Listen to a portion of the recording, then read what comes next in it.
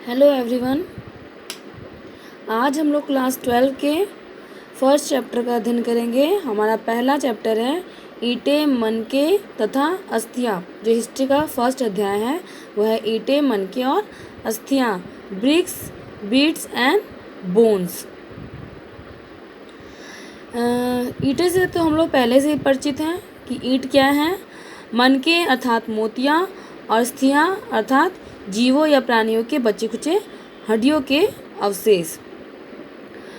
तो यहाँ पर हम इस पाठ के अंतर्गत यह जानेंगे कि पुरावस्तु की पहचान कैसे की जाती है। तो भोजन तैयार करने की प्रक्रिया में अनाज पीसने के यंत्र तथा उन्हें आपस में मिलाकर मिश्रण करने तथा पकाने के लिए बर्तनों की ज़रूरत होती थी। तो पूरा वस्तुएं मैंने क्या होता, पूरा मैंने प्राचीन वस्तुओं मैंने वस्तु जितनी वस्तुएं थी, प्राचीन जितनी वस्तुएं थी उसकी पहचान कैसे की जाती थी कि वह किस प्रकार की वस्तुएं हैं, उसकी खोज कैसे हुई है।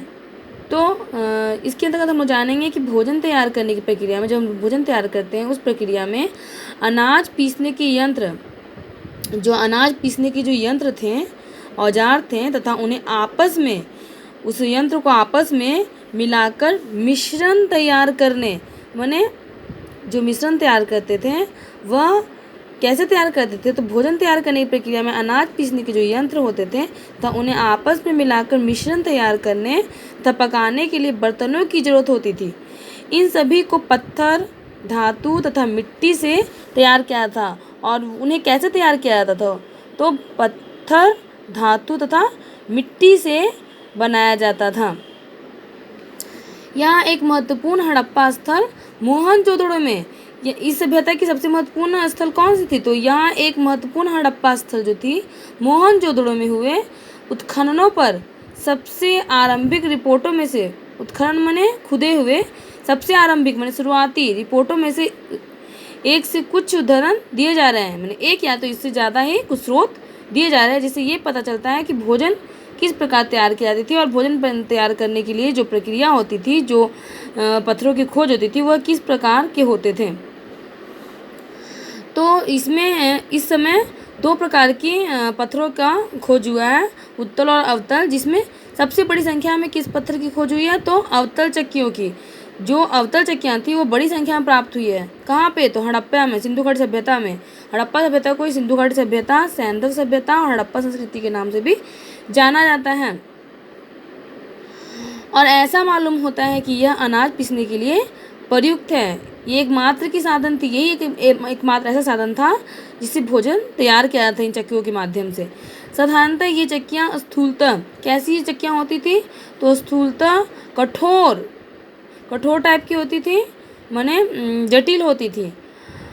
कंकरीले, अग्निज माने बलुआ पत्थर जो होता है, अग्निज पत्थर होता है जिससे आग निकलता है, अथवा अग्निज पत्थर को बलुआ पत्थर कहते हैं, बलुआ पत्थर से निर्मित थी। क्या? तो अवतल चक्कियाँ कैसी होती थी यह? तो कठोर माने जटिल, कंकरीले माने कंकर वाला जो पत्थर जो होता है, कंकरीले, अग्निज अथवा बलुआ, अग्निज जिससे आग निकलता है, या बलुआ बोलेंगे, बालू टाइप भुरभुर करता है जो, तो अग्निज अथवा बलुआ पत्थर से निर्मित थी, माने निर्माण की गई थी अवतल चक्कियाँ।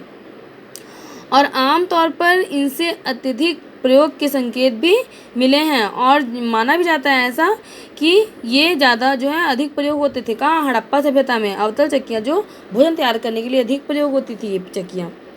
चूँकि इन चक्कियों के तल समानतः उत्तल हैं। इनके तल कैसे होते थे? तो उत्तल हैं, नीचे वाला पार्ट इसका उत्तल था।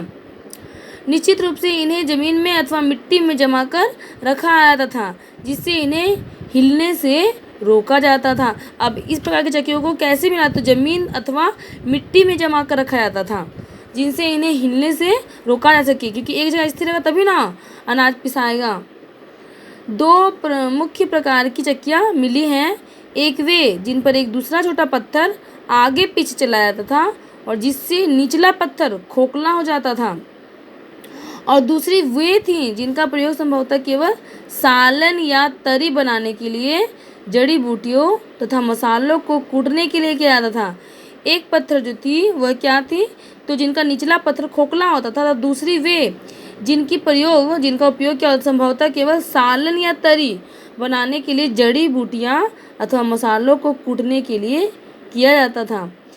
इन दूसरे प्रकार के पत्थरों को हमारे श्रमिकों द्वारा सालन पत्थर का भी नाम दिया गया। अब ये अवतल चक्कियों कौन नाम से जानते हैं? तो सालन पत्थर भी, सालन पत्थर के नाम से भी ऐसा पूछता है क्वेश्चन कि अवतल चक्कियों को और किस नाम से जाना जा सकता है, तो सालन पत्थर के नाम से जानते हैं।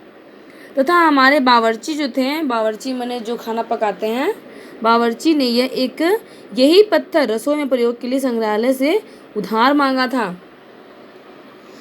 तो आज हमने ये जाना कि पुरावस्तुओं की पहचान कैसे की जाती है, और नेक्स्ट टाइम जानेंगे कि जो हड़प्पा सभ्यता थी, सैंधव सभ्यता, ये तो पहला भाग था मेरा हड़प्पा सभ्यता का, और दूसरे भाग में जानेंगे कि हड़प्पा सभ्यता में कौन कौन से प्रमुख स्थल प्राप्त हुए हैं, हड़प्पा सभ्यता को सिंधु घाटी सभ्यता क्यों कहते हैं, हड़प्पा सभ्यता को कांस्ययुगीन सभ्यता क्यों कहते हैं, आदि के बारे में अध्ययन करेंगे दूसरे भाग में।